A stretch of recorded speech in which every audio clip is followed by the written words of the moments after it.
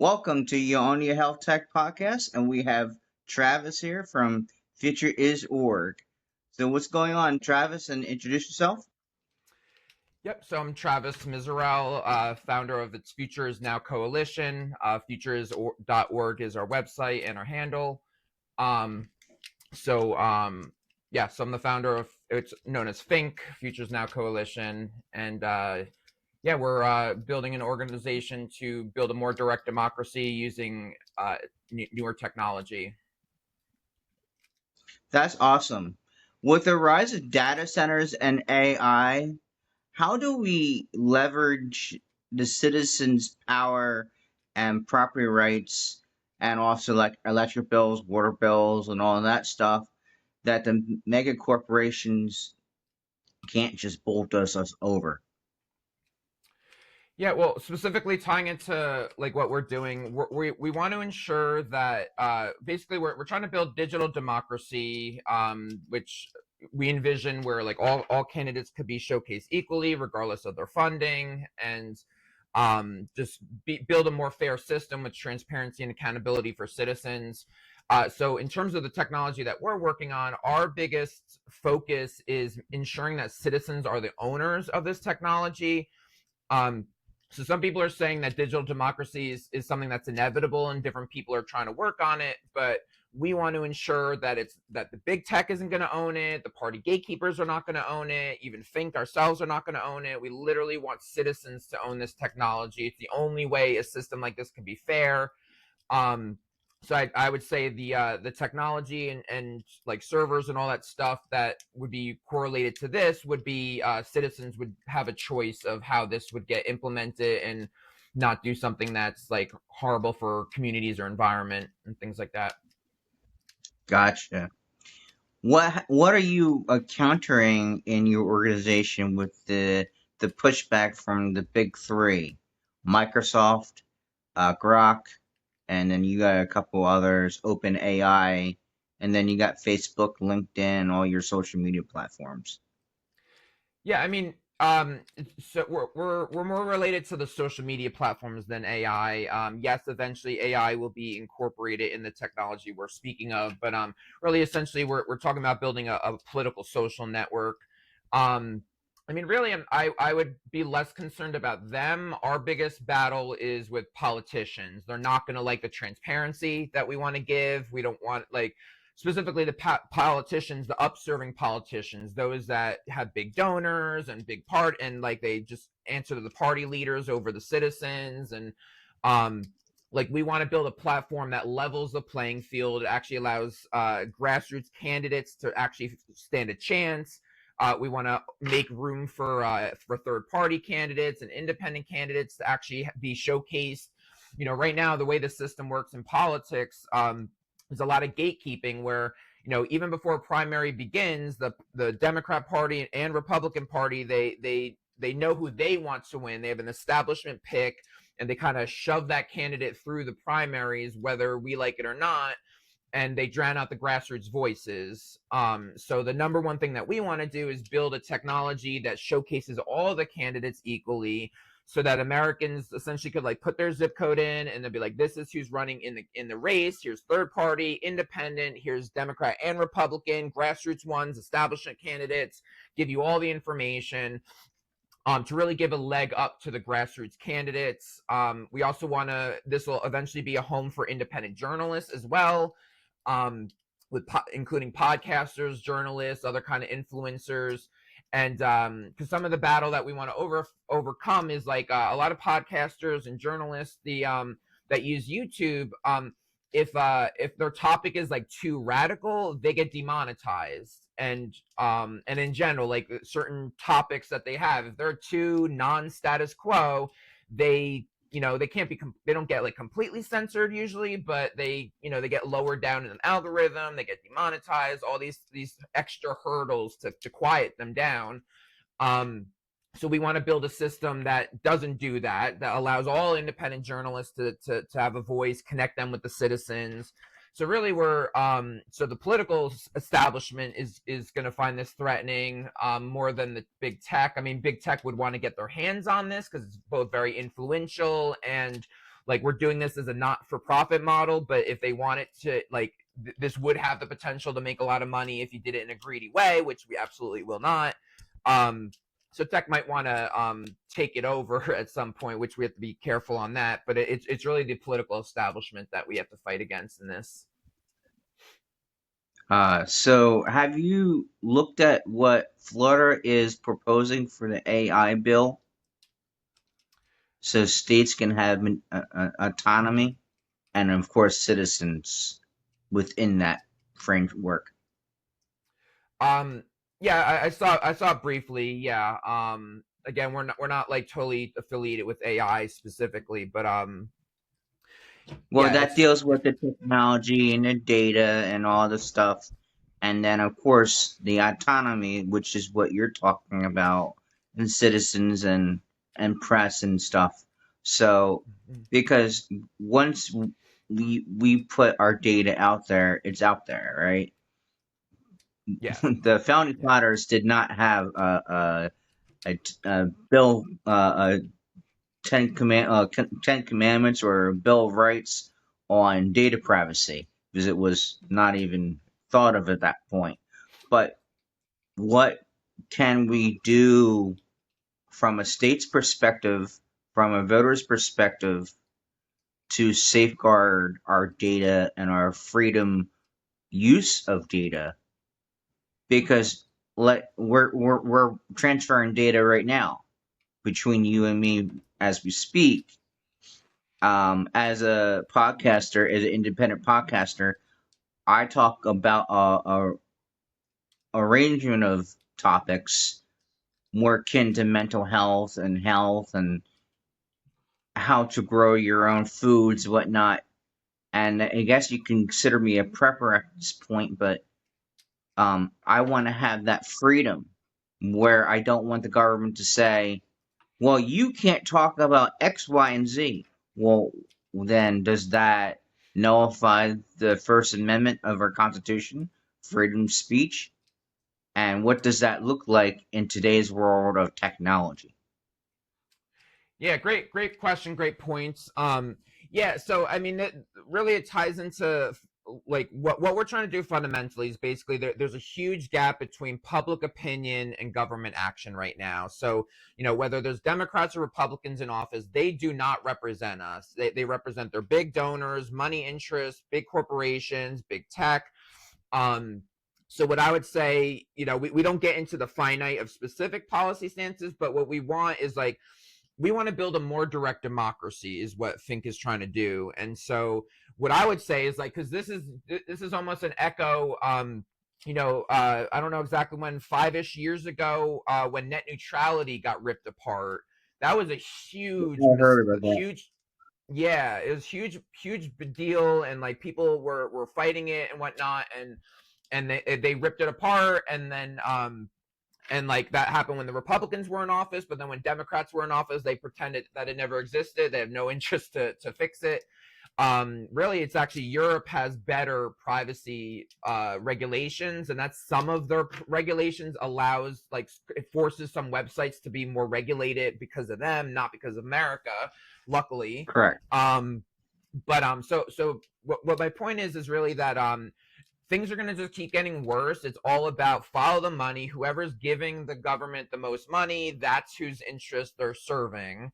And so right now we're kind of screwed, like, directly with legislation. What I would say is, like, what we're trying to do is truly upgrade democracy, like, from a fundamental level here. We want to bring true representation back into the system. We want what our forefathers truly, like, actually intended to happen. um so we have like a huge plan. There's like a lot of layers of what we're doing. Part of it's tech, but then part of it is helping citizens assess the authenticity of a candidate. So we call it digital politics. Part of it is looking at politics as up versus down, not just left versus right.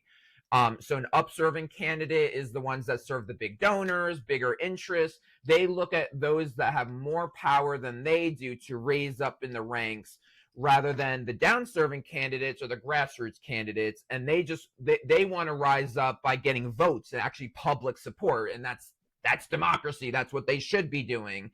And so they take small dollar donations only or mostly, and they try to stay away from the super PACs and these conflicts of interest. So what we're trying to do at Think is help citizens understand that difference.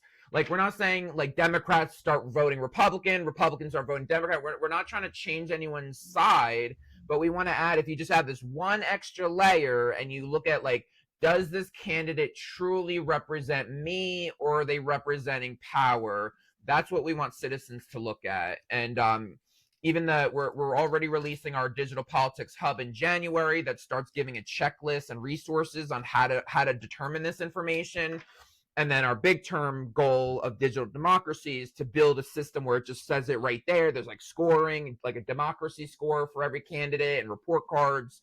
So that's kind of the core of what we want. And so that kind of answers your question of like, we need to like, just because you like the promises of a politician does not mean they're going to actually fulfill those promises. We want to help people realize like, we kind of always knew that, like, as kids, like, oh yeah, like lawyers and politicians are like the biggest liars of society. And like, but yeah, so you have to, check that. Like, even if you like your own party, not every Democrat's created equal, not every Republican's created equal. You need to find the ones that are truly going to serve you and not those special interests. So, and yeah, go ahead.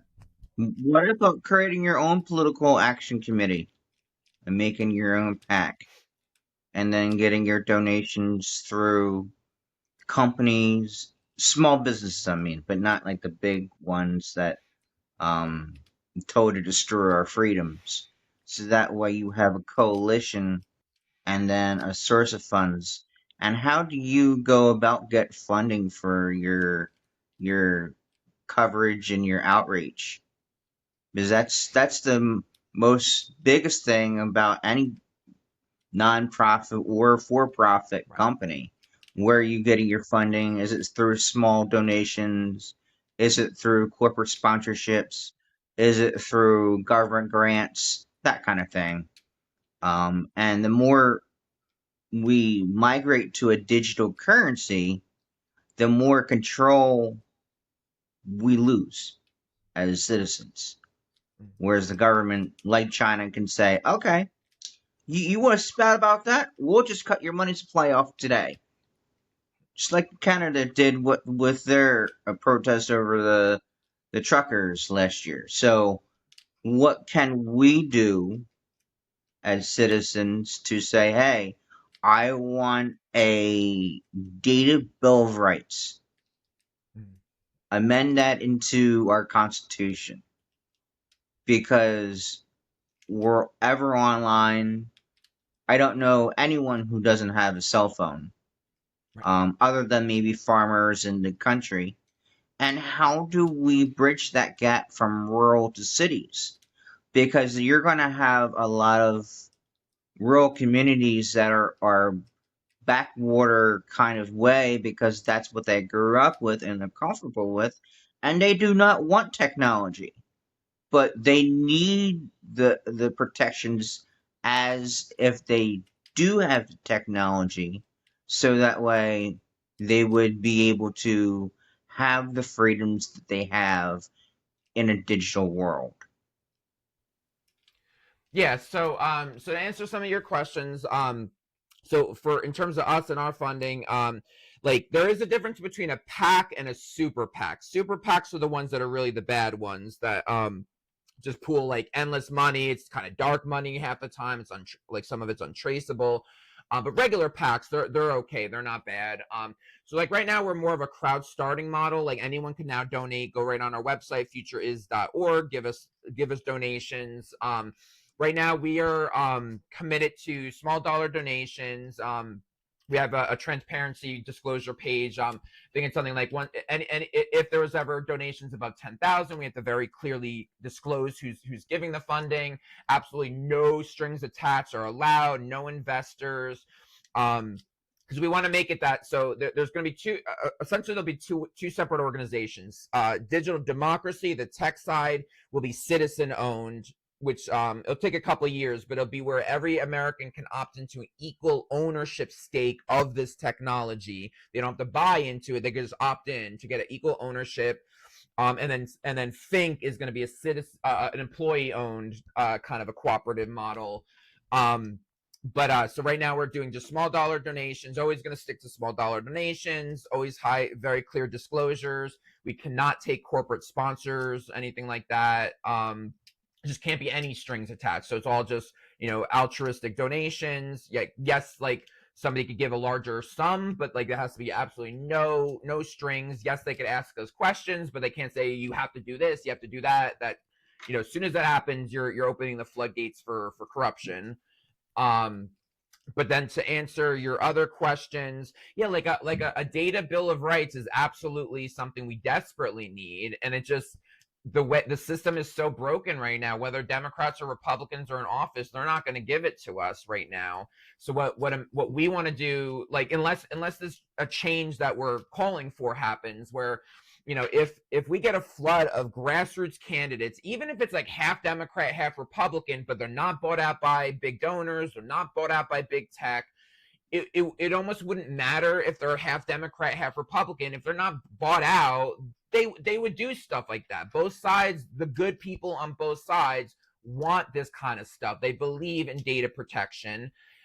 So that's again where we want citizens to understand. It's not like, oh, we just need Democrats and they'll do it, or oh, we just need Republicans, they'll do it. No, neither side will do it unless you add this up down lens. If you ensure that they're not bought out by big tech, that's the only way they're going to be willing to do that. Big tech is millions of dollars to both parties. They're purposely going to do that.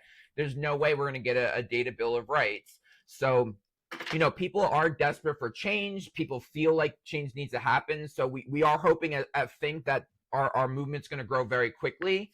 In January is our big starting point, a big new milestone. We're really going to scale up our awareness with citizens and gain and increase our funding and just get more and more awareness around us. But we're hoping to start having some minor influence by the midterm elections, and then really start having really empowering Americans by the general election, by doing this whole system of transparency, making it clear, is this candidate upserving or downserving. Start giving rise to better candidates, both in the primaries as well as third party and independent candidates. Right now, 63% of Americans want a third party viable candidate, and it's just the way that the system manipulates us. We're forced into the lesser of two evils and this false sense of choice. And it might not even necessarily be third party. We're not saying it has to be a third party. It just has to be better candidates, and not just voting D down the line or R down the line. There's more to it. There's this extra lens of holding them accountable, as well as voting better candidates. So yeah. What about Andrew Yang? Yeah, so like he's I would say he's definitely more down serving. I like the Forward Party is somebody that as a party we're kind of allying with. We want to help promote them. So yeah, especially the Forward Party as a whole. Our goal is we want to connect with all third parties, all the independent candidates, even grassroots within the two parties. We're not here to say, oh, this is the right party or this is the right whatever. We just want to lift Right. everyone that's not Um, part of the status quo. So yeah, so I think he's good. Yeah. are you looking for candidates like Andrew Yang, who ran a business, knows the ins and the outs of data, but is more open, or maybe like AOC or Bernie Sanders, who is more of a socialist type of leaning, or social democracy. Let me correct that. Because you said that you have a co-op, so that kind of completely owned or a completely um shared model is more of what a socialist democrat proposes versus that what we traditionally have. I'm an employer. I tell you, you gotta be here X, Y, and Z. I pay you this rate, and you don't have squat. I'll give you benefits that really is supposed to be an increase of wages, but it really never is. Um, I am a proponent of more of a social democracy framework where the wages must account for where you live and how much you need to survive. I'm not saying you can have a five better house and have $2 million cars in the driveway. That's not what I'm saying. I'm saying the average house costs $500,000 today. The average wage is roughly 80 some $1,000 on the high end of the average, and as low as $36,000 on low end. How do you use technology like you're proposing to equalize that playing field and protect our data rights and protect our autonomy? That is really what is critical for me, and then also farmers. Because if we don't produce food, we will be subject to whoever gives us food. Yeah, cool. Yeah, So, great what are your question. thoughts on that? Yeah, sure. So to break it down, so yeah, like the AOCs, the Bernies, the Andrew Yangs, yes, I would call them, I would say they're all down serving candidates. So the unique thing about our model is that like we want America to choose. We're not, I think can't say yes, socialism or democratic socialism is the answer. We're not here to say vote for AOC necessarily. We're here to show anywhere on the spectrum where the down serving candidates exist, who is truly there for the people. Not that you're always going to agree with their policies, but whose Yeah, intentions are for the people. um so like the people that you're mentioning are do have genuine intentions, whether people agree with the policies or not.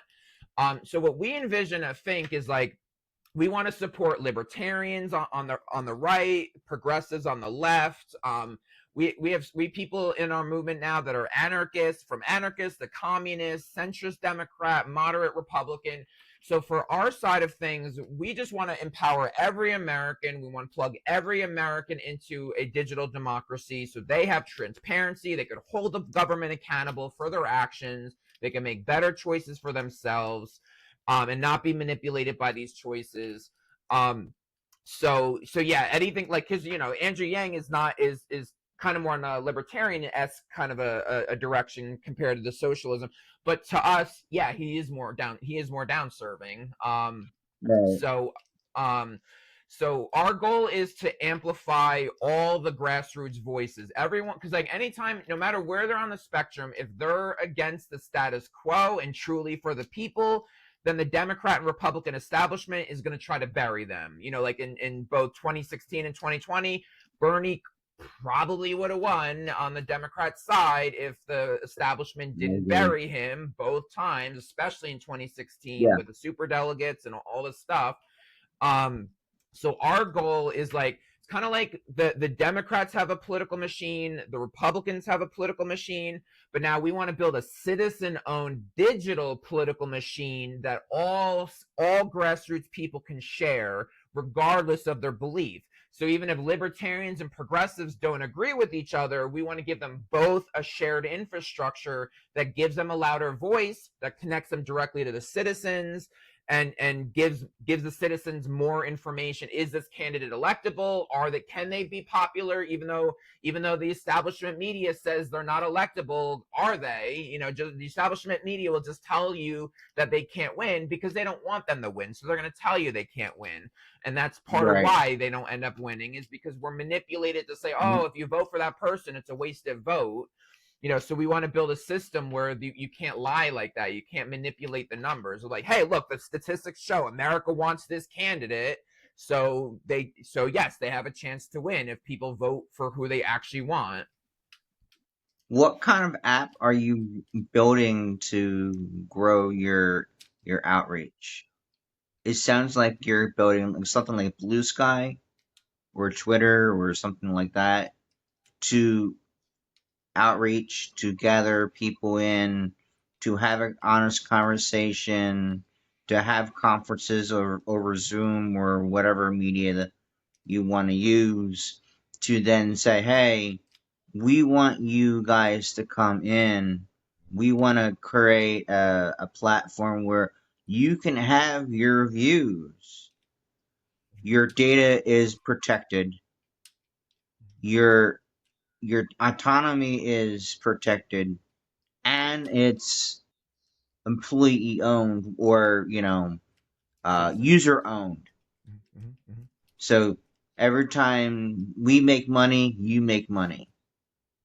So it's like our users are the shareholders, and I think that's kind of what you're aiming for, correct? Yeah, just to be clear, it's not that they're making a profit. The idea is to have a technology. It's like a tool for democracy. So it's not like every citizen's like making a profit out of this. It's to have power, have control over the technology, ensuring that no one co-op takes it over, and that it keeps becoming a stronger and stronger system for democracy. But yeah, everything else you're saying 100%. Also, it's like it's not like to some extent be like a blue sky Twitter that stuff, but what makes unique like the hub that we're launching now in January is the unique thing is like we're not trying to get people to yet like later we're gonna need people to go onto a new platform. Right now it's a hub where like it helps people coordinate, but they could still coordinate on their existing stuff that they like. So for example, we're gonna there's gonna in the hub you'll go to the what we call micro actions, and it'll say, here are important content to share, but you could share it on the platform that you like. So here's one content, but here's the link for YouTube, here's TikTok, here's Instagram, here's Facebook. So you click what you share it on whatever platform you like. So at this stage right now, we want to capitalize on what already exists and where citizens already exist. Then once we hit a certain level of critical mass, then as a society, then we're going to start build. Then we're really going to dig into digital democracy, and then basically migrate people to this new platform where we'll then forever after use this other system. But for now, it's really those systems. Discord would be like our official online community right now, tied into this hub. Um, so it's like using today's platforms now, and then once we hit the right critical mass and awareness, then we're going to all move into this new platform for where all our political conversations can be there. And then, like you say, like data protection. We want citizens to be able to say, like, this is where I stand on policies, but still be anonymous. And like, we want citizens, we want politicians to say, hey, this is my district. Where do they stand on immigration? Where do they stand on healthcare? Where do they stand this and that?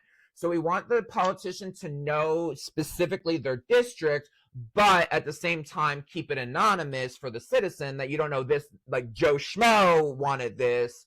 So we have a tech plan that involves eventually putting this on a blockchain, where citizens will be anonymous, and like it'll be like, you're a registered citizen, this is the district you live in, so your voice counts in that district, but your name is separate from that system. Your name is private, and you could be as private as you want, and it's blockchain. It's going to be as Yeah. secure as possible technology. So that's the kind of vision that we're looking at. Well, that's awesome. I would like to get updated by you and see where Ionia Health and Young Powers Associates can come in. We are creating, we're buying land out in Tennessee, then to home the homeless, but also to and introduce agricultural stuff, how to grow plants and be responsible for that. So that way you're a little more self sufficient and not relying on the corporate structure of giving food. As you know, I mean, FDA and Kennedy and all the outlandish things that we're hearing, the more I know, the less I trust. So, um, unfortunately, that's just the case. It's because everyone wants clicks, right? Um, Yeah. what I want is integrity, honesty, obviously clean food, and from where I know where it's coming from, not some hormoned up cattle or whatever to then give us, and then of course we got problems. Well, if you introduce hormones into the food we eat, we're going to consume that, So what rights do we have around our own food? And so I appreciate it. What is your favorite quote of the day? Um, well, we have I have my own quote of we can't change the rules, but we could change the game. And what that means is like we like it's kind of part of our mission of like we can't directly change legislation right now, but we could change the game of how citizens decide who they vote for. You know, by having this new platform and new ways to decide who you're going to vote for, we could change the entire system before we have to change any specific laws, and then like get better candidates in office first, and then we could do a whole slew of better laws and bill of data rights and all sorts of important things, economic rights, things like that. How do people get in touch with you? Yeah, so right now they could join our website futureis.org. At the bottom you could join our newsletter to get notified when the Digital Politics Hub launches. It should be about the first week of January. Also, our handle is at futureis.org. So we're on TikTok, Twitter, or not X, a little bit on X, but mostly TikTok, YouTube, Facebook, Instagram, Blue Sky, and a couple others. They're on our website. But yeah, go right to our website, and then if you add yourself to the newsletter, everyone gets notified when the hub launches, and it gives you a direct link to that. All right, Travis, it was great to meet with you, and keep in touch. I would love to have you back on for updates and whatnot. Take care. Merry Cool. Christmas Thank you. too. Yeah. You too. Bye bye.